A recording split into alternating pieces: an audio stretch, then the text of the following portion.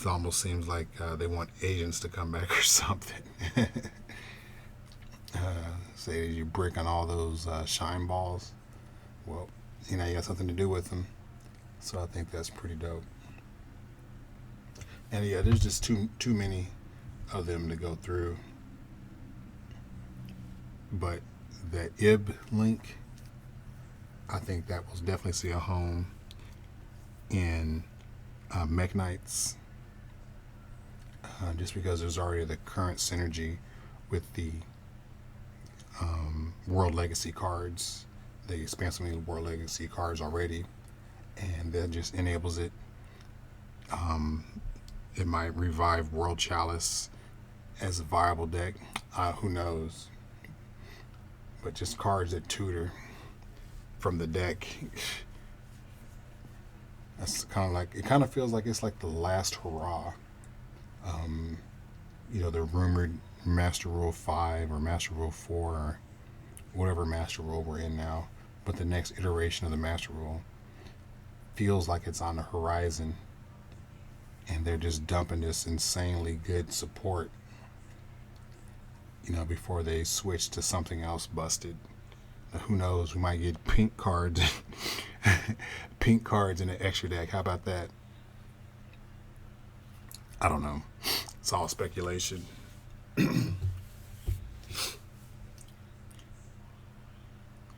So I'm going to ask you guys next. What do you think about market channels, the market watch channels? You know, not good or bad, just in general. Do you believe that overall they're helpful for the community? Do you think that they serve a good purpose? And again, not like good or bad, but just overall. Because like when I watch them, and sometimes I wonder how they pick the cards that they choose to review. I know some are viewer submitted, and some of them are just like the hype cards of the current meta. And sometimes I feel like it's like goes to hype it more. I know some people who have just bought out cards to spike the price, just random ass cards, you know, just to spike the price and try to sell their cards. And I think that's kind of shady. You know, I'm not saying the Market Watch channel content creators. I'm saying individual people who will buy out a certain card and then recommend that card to the content creator to cover. And when they cover it, wouldn't you know, it's spiked. I don't know, I think that's kind of shady. Personally, we all know the prices of the current meta cards, you know, whether it be IP Masquerena or Appaloosa, Phantasme, Impermanence, on and on and on and on. I'd like to see someone develop a Market Watch channel for the long-term investments, the cards that are generically good or generically collectible,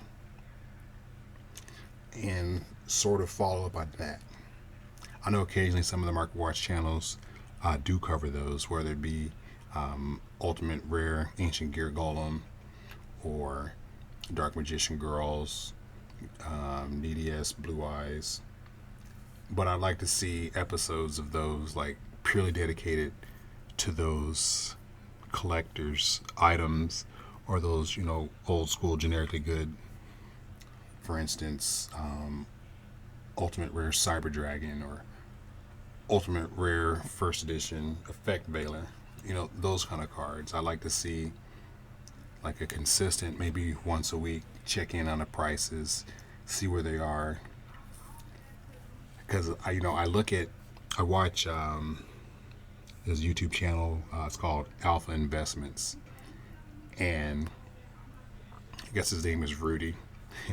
He's quite a character, and he talks about the market in Magic, and he doesn't quite go over the pricing as the YouTubers do, but he speaks on the market almost as if it's some kind of like bond market or some kind of like municipal like municipal bonds or ERAs or not ERAs. Jesus, that's baseball, but you know what I mean.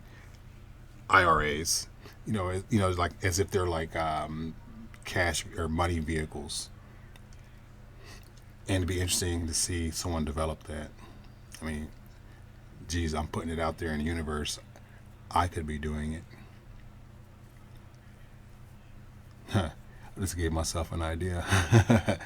Yeah, I could be doing that. Because I do have some of those cards that I like to see covered. I like to see like the long term or the history of the card, of its ups and downs. Maybe some speculation on the cards. And nothing artificial. No hyping. Obviously, inherently bad cards like Necklace of Command or Ultimate Rare Innervating Miss. And while I do have those cards, just because you guys can go back to my channel maybe 10 years ago, I had like a collection of really, really bad ulties.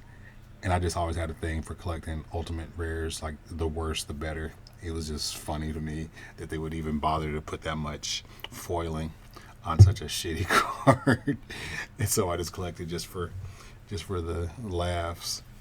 But I'm talking about like seriously valuable cards, like that don't see play necessarily, like but are just iconic. Like I have a play set of man-eater bugs. For some damn reason, the things are like $30+ for a card that you hated to pull back in the day, during like around just pre GOAT format. If you pulled a super rare man-eating bug, you were upset.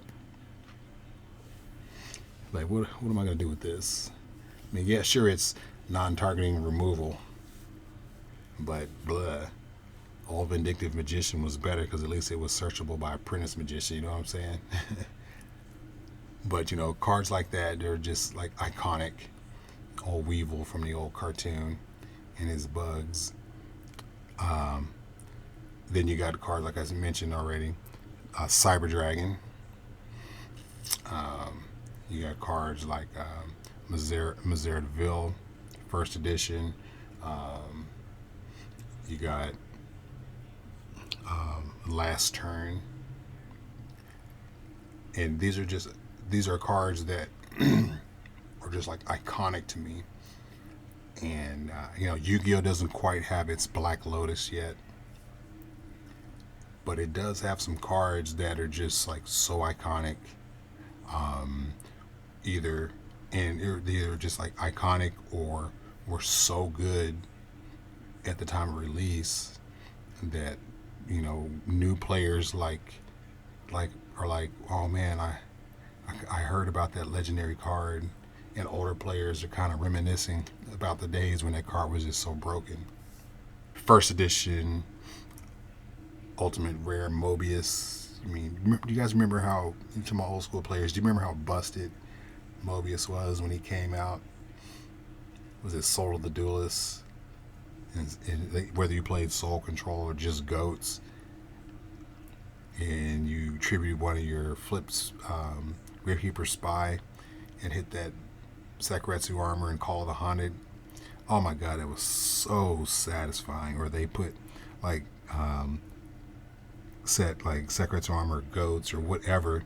You traded for Mobius and you just got that out of there. I mean, sure, it died to Tsukiyomi next turn, but it was just so satisfying. It was so satisfying. Soul Exchange face down, traded for Mobius, hitting the back row, or just flipping the Air Knight goes to attack a spy. They take 100. You sack the other spy, hit their Sakuretsu armor or their Dust Tornado, so you could snatch steal it, and then ran over the Air Knight.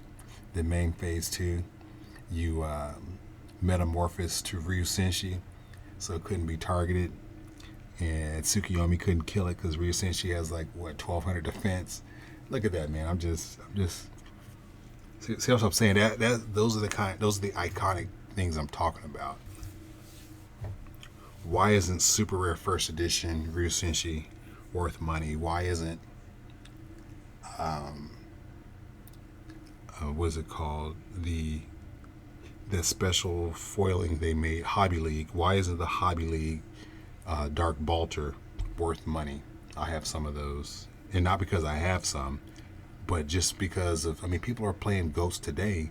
Those are such iconic cards. I really think that it's about time. I mean, Yu-Gi-Oh's been around, what, 20 years now?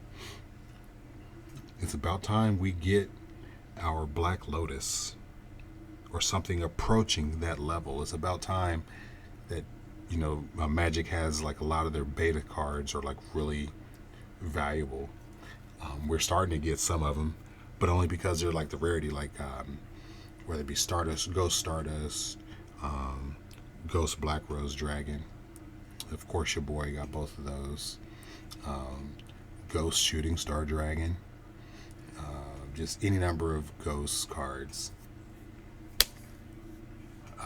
But, you know, those are from what, 2009, 9-ish, you know, the Synchro era. And I understand that for newer players, those may be unattainable. But in the game of Yu-Gi-Oh, you know, those cards have been reprinted in oblivion. So if those cards should ever become playable, there's an affordable version. But these original high rarity versions from days of old, I think that they deserve to hold that special spot. They deserve to hold those that high price tag. I don't know. What do you guys think? Do you feel the same? I think that's I think that should actually be a thing. And comment down below. Do you think would you be there for a market watch that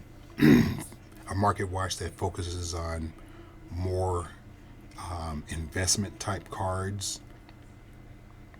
And comment, how would that work? How do you want that to look? What would be the talking point, so to say? What would be the metrics used to predict the next investment card?